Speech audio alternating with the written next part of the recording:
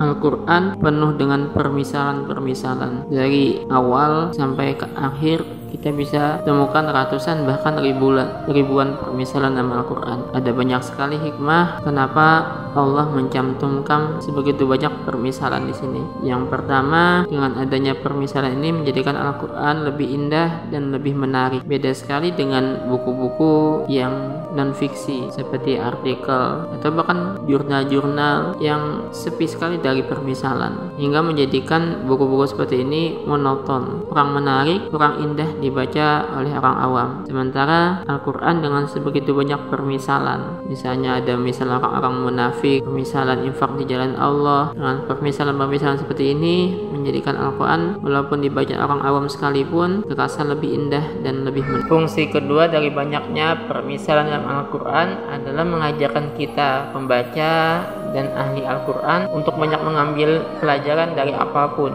karena permisalan dari Al-Quran ini dari macam-macam, dari hewan, lebah, semut, laba-laba, unta, bahkan nyamuk dan lalat sekalipun dijadikan Allah sebagai permisalan dalam Al-Quran. Bahkan anjing, keledai, macam-macam, bahkan biji-bijian, tumbuh-tumbuhan, segala macam Allah ambil sebagai permisalan dalam Al-Quran ini. Maka saat kita melihat apapun, saat kita memperhatikan apapun, ambillah pelajaran darinya, karena seperti Al-Quran tadi ngambil permisalan dari berbagai macam hewan, tumbuh-tumbuhan, gunung, benda apapun dijadikan Allah sebagai permisalan dalam Al-Quran. Maka kita bisa mengambil pelajaran dari apapun yang kita lihat, apapun yang kita temui, dan apapun yang kita dapati di depan mata kita. Dalam Al-Quran kita bisa banyak temukan permisalan-permisalan. Kenapa kemudian Allah menjadikan sebegitu banyak permisalan dalam Al-Quran ini? Tentu ini agar apa yang ada di dalam Al-Quran lebih mudah dipahami, lebih mudah dilogikakan. Karena fungsi dari permisalan ini agar orang yang mendengarnya bisa lebih paham dengan pesan yang disampaikan. Misalnya ketika Allah ingin menyampaikan tentang infak di jalan Allah yang akan mendapatkan perlipat gandaan 700 kali lipat, maka Allah menyampaikannya bukan dengan langsung 700 kali lipat, tapi misalkan Allah dengan satu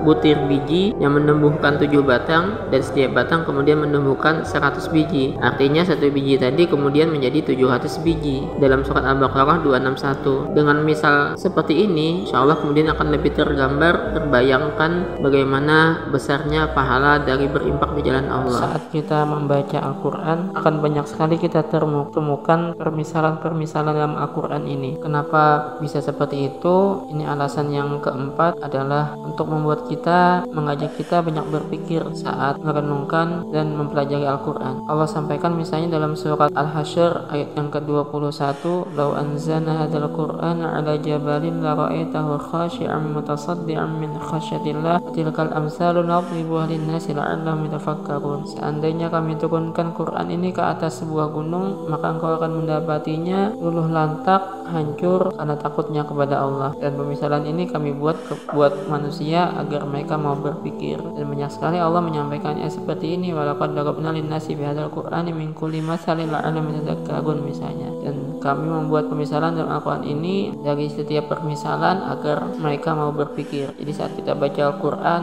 saat kita melihat permisalan-permisalan Al-Quran ini mengajak kita kemudian untuk banyak merenung, banyak berpikir akan begitu agungnya ciptaan Allah dan begitu dalamnya bahasa Al-Quran dan begitu banyak pelajaran yang bisa kita ambil di dalamnya. Faedah kelima dari banyaknya permisalan dalam Al-Quran ini adalah sebagai cobaan keimanan. Ini yang Allah sampaikan dalam surat Al-Baqarah ayat yang ke-26. Sungguh Allah tidak malu membuat perumpamaan seperti nyamuk atau apa yang di atasnya. Maka adapun orang-orang beriman, mereka mengatakan ini adalah kebenaran dari Rabb kami. Dan adapun orang-orang kafir, mereka akan mengatakan apa yang Allah kehendaki dengan permisalan ini. Allah menyesatkannya banyak orang dan juga memberi petunjuk dengannya banyak orang. Begitu juga Allah menyampaikan dalam surat Al-Mudaththir, setelah Allah menyampaikan tentang malaikat Zabaniyah yang 19 malaikat penjaga neraka, maka orang kafir dan yang ada penyakit dalam hatinya mengatakan apa yang Allah kehendaki dengan permisalan ini. Maka ketika Allah membuat sebuah permisalan dalam Al-Quran, misalnya tadi nyamuk, lalat, anjing, bahkan orang kafir pasti akan mempertanyakan, mendebat begitu tidak baiknya atau kenapa sih ada permisalan seperti ini dalam Al-Quran. Sementara kita orang-orang beriman pasti bisa akan mendapatkan pelajaran, akan mendapatkan kebaikan dari berbagai macam permisalan ini. Kita akan mengetahui betapa tinggi bahasa Al-Quran dengan banyaknya permisalan ini. Allahu a'lam.